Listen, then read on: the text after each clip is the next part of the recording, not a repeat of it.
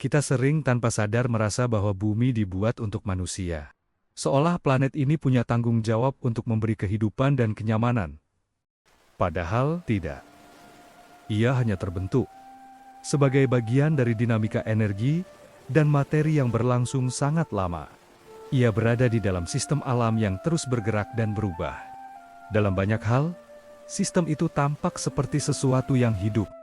Perubahan yang dalam termodinamika tidak pernah benar-benar berhenti.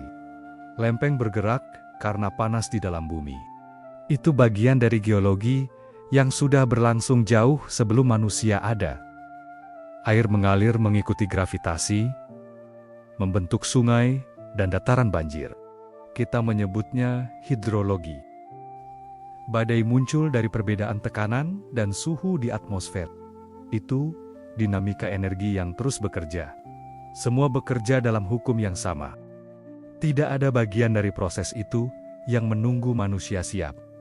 Tidak ada mekanisme yang berhenti karena kita sudah membangun rumah. Ketika tanah longsor, kita bertanya, mengapa hal itu terjadi? Ketika banjir datang, kita berkata musibah. Padahal tidak ada yang salah. Yang ada adalah proses alam yang berhadapan dengan asumsi kita.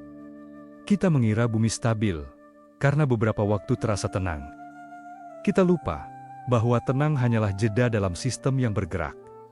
Dalam sains, tidak ada keteraturan yang permanen.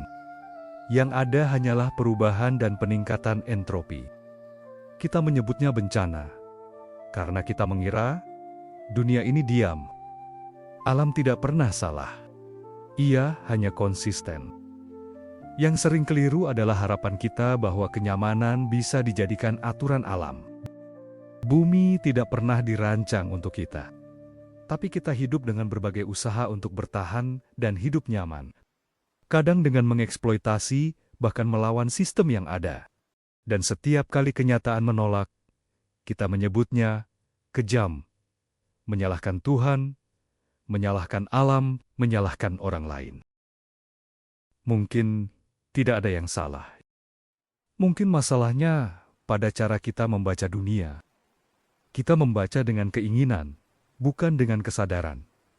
Kita ingin batas-batas alam menyesuaikan diri, padahal batas itu ada untuk dipahami. Dalam hening, kita mungkin akan menyadari bahwa bumi tidak pernah menjanjikan apapun.